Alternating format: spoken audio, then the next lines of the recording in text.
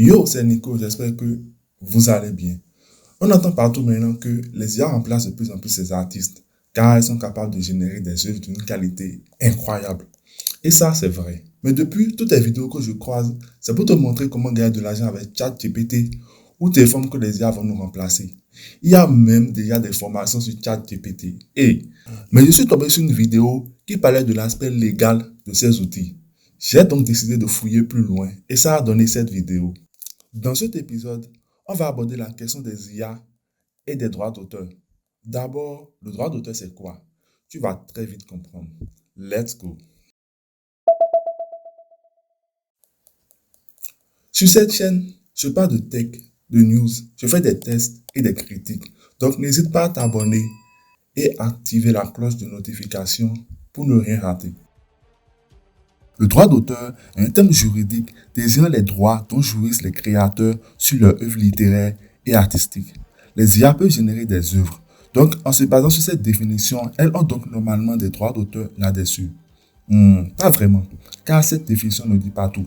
Prenons un exemple. Tu connais l'histoire de Slater et du singe Naruto? Sûrement non, mais je suis sûr que tu as déjà vu cette image quelque part. D'où vient-elle? Ce singe, c'est le fameux Naruto. Et Slater, de son nom complet, David Slater, est un photographe britannique qui était allé prendre des photos de quelques macaques dans le parc national de Sulawesi du Nord, en Indonésie. Il avait laissé son appareil photo exprès, sans surveillance, quand le singe s'est approché et a appuyé sur le déclencheur en faisant face à l'appareil. Il a donc, sans le savoir, pris un selfie. Lorsque Slater a récupéré son appareil, il a publié la photo sur la toile et elle est devenue virale. Wikipédia, une banque de données libre de droit, a placé cette photo dans sa bibliothèque d'images. Mais certains ne sont pas du tout d'accord, prétendant que le singe devrait avoir des droits d'auteur sur sa photo. Comme l'association PETA, People for the Ethical Treatment of Animals, a traduit cette affaire en justice. Mais pire, car les juges affirment que les œuvres créées par les non-humains n'étaient pas sujettes aux droits d'auteur. Conclusion, les IA ne peuvent pas détenir de droits d'auteur sur les œuvres qu'elles génèrent. Et qu'en est-il des utilisateurs? En fait, c'est flou. Une chose à savoir, c'est que pour qu'une œuvre reçoive des droits, il faut aussi qu'elle soit un minimum créative. C'est ce qu'on appelle le seuil d'originalité. C'est quoi le seuil d'originalité? Ça dépend. Selon la justice française, pour qu'une œuvre soit originale, elle doit porter l'empreinte de la personnalité de l'auteur. Alors que chez les Américains, l'accent est mis sur l'effort et le travail fourni. Prenons l'exemple d'un illustrateur qui réalise une illustration et mon ami Nicolo qui utilise une IA qui génère des illustrations. Il y a de fortes chances que les tribunaux refusent d'accorder des droits d'auteur aux illustrations de Nicolo puisque c'est une IA qui les a faites et non un humain réel. On pourrait aussi le dire qu'il n'a fourni aucun effort et que son œuvre ne reflète en rien sa personnalité ni sa créativité puisque, encore une fois, c'est une IA qui a fait tout le travail. Allons plus loin. Cette fois-ci, Nicolo réalise une illustration à l'aide d'un logiciel qui fonctionne principalement grâce à une IA. Mais cette fois-ci, il spécifie trait par trait et dans les moindres détails comment son illustration sera et ensuite l'IA la lui génère. Dans ce cas, Nicolo n'a-t-il pas fait preuve d'un minimum de créativité? N'a-t-il fourni aucun effort? Vu qu'il a donné toutes les commandes lui-même, l'œuvre ne porte-t-il pas un minimum sa personnalité? Les juges ont du boulot, mais rassurez-vous, ce n'est pas fini. On enchaîne. On sait tous que derrière les IA se cachent de très grandes bases de données. Prenons les IA génératrices d'images. Leurs bases de données sont constituées de gigantesques bibliothèques d'images qui sont utilisées pour en générer de nouvelles en utilisant des algorithmes. Ces images viennent d'où? Eh bien, elles proviennent de millions de sites d'internet qui ont été siphonnés et dans la plupart des cas sans l'autorisation des détenteurs. C'est un cas flagrant de violation des droits d'auteur. Les créateurs de ces IA en sont bien conscients, mais de nouveaux outils ne cessent de voir le jour. Pourquoi? En vérité, il y a une possibilité qu'ils échappent aux lois sur les droits d'auteur. Et ils le savent très bien. Vous connaissez le fair use, ou en français, utilisation équitable? Sûrement non. Laissez-moi vous raconter une histoire. Vous allez capter. Il s'agit de l'affaire Perfect 10 vs Google.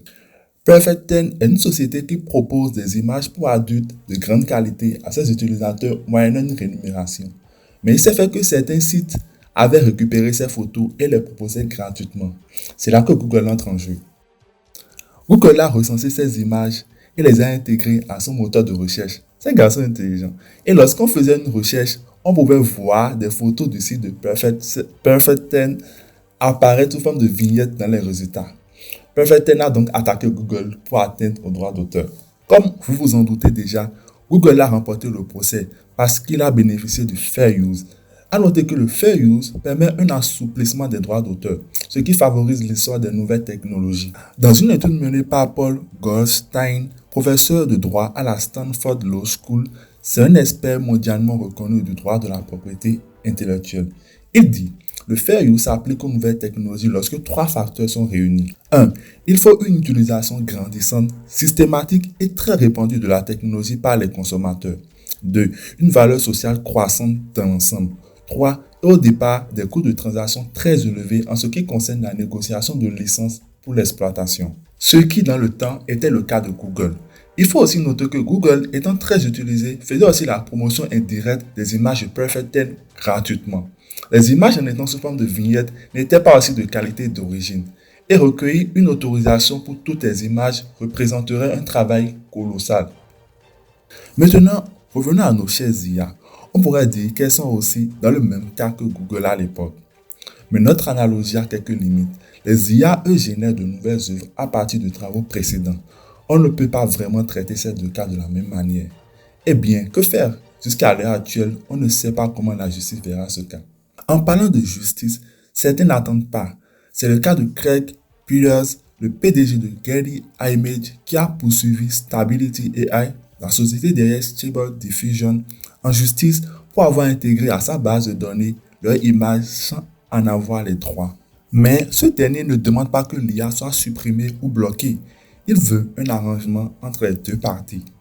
En effet, dans un article, il déclare: je pense qu'il y a des moyens de construire des modèles génératifs qui respectent la propriété intellectuelle. Je compare ceci à Napster et Spotify. Spotify a négocié avec les détenteurs de droits de propriété intellectuelle, labels et artistes pour créer un service. Vous pouvez débattre de la question de savoir s'ils sont ou non rémunérés de manière équitable, mais il s'agit d'une négociation fondée sur les droits des individus et des entités. Dans le même temps, un groupe d'artistes composé de Sarah Anderson, Kelly McKernan et Carla Ortiz ont intenté un recours collectif contre Midjourney et Stability AI, les sociétés derrière Midjourney et Stable Diffusion. Elles ont aussi attaqué DeviantArt qui a récemment lancé son propre générateur d'art d'intelligence artificielle, DreamUp. La poursuite allègue que ces entreprises ont violé des droits de millions d'artistes en utilisant des milliards d'images d'Internet pour créer leur outil d'art d'IA sans le consentement des artistes et sans indemniser aucun de ces artistes. Mais pour enfoncer encore le clou, elles affirment que Stable Diffusion est simplement un outil de collage complexe et que les nouvelles images qu'ils génèrent sont des œuvres dérivées des images dont elles les tirent et elles sont en concurrence sur le marché avec les originaux. Aussi que les outils d'IA permettent aux utilisateurs de créer des œuvres dans le style d'un artiste donné au lieu de commander ou de licencier un original, violant ainsi les droits de millions d'artistes en leur retirant leurs revenus. Et enfin que ces générateurs d'images ne sont que des collages du XXIe siècle. Maintenant, prenons chaque affirmation et voyons comment les IA pourraient se défendre. Dans la première affirmation, elles disent que Stable Diffusion est simplement un outil de collage complexe et que les nouvelles images qu'ils génèrent sont des œuvres dérivées des images dont elles les tirent et sont en concurrence sur le marché avec les originaux. Mais si Stable Diffusion doit d'abord chercher les droits de tous ces milliards d'images avant leur utilisation, imaginez à quel point le travail sera colossal, sans oublier que certaines images peuvent être elles aussi des œuvres dérivées d'autres œuvres. Donc, il faut remonter à leurs auteurs originaux avant d'avoir une licence d'utilisation. Cette difficulté peut être utilisée à leur avantage pour bénéficier aussi du fair use. Elles disent ensuite que les IA permettent de créer des œuvres dans le style d'un artiste donné. Mais en réalité, un artiste n'a pas le droit d'auteur sur son style, mais sur une œuvre individuelle. Et enfin que les générateurs d'images ne sont que des collages du XXIe siècle. Mais les modèles d'art d'IA ne stockent pas du tout d'images, mais plutôt des représentations mathématiques de modèles collectés à partir de ces images. Le logiciel ne rassemble pas non plus des morceaux d'images sous la forme de collage, mais crée des images à partir de zéro basées sur des représentations mathématiques. Donc, autant d'arguments valables de la part des artistes et des contre-arguments costauds du côté des IA. Et on pourrait continuer encore et encore. On voit très bien qu'il est impératif que de nouvelles réglementations soient mises en place pour apporter une netteté dans tout ce flou juridique à propos des IA. Pour le moment, on observe, on analyse et on déduit. Nous voilà donc à la fin de cette vidéo. N'oubliez pas de vous abonner, liker si elle vous a plu et activer la cloche pour être au courant des prochaines parutions de vidéos. Et n'oubliez pas, le savoir est une âme. Et si vous ne savez pas l'utiliser, d'autres s'en serviront comme vous. Bye.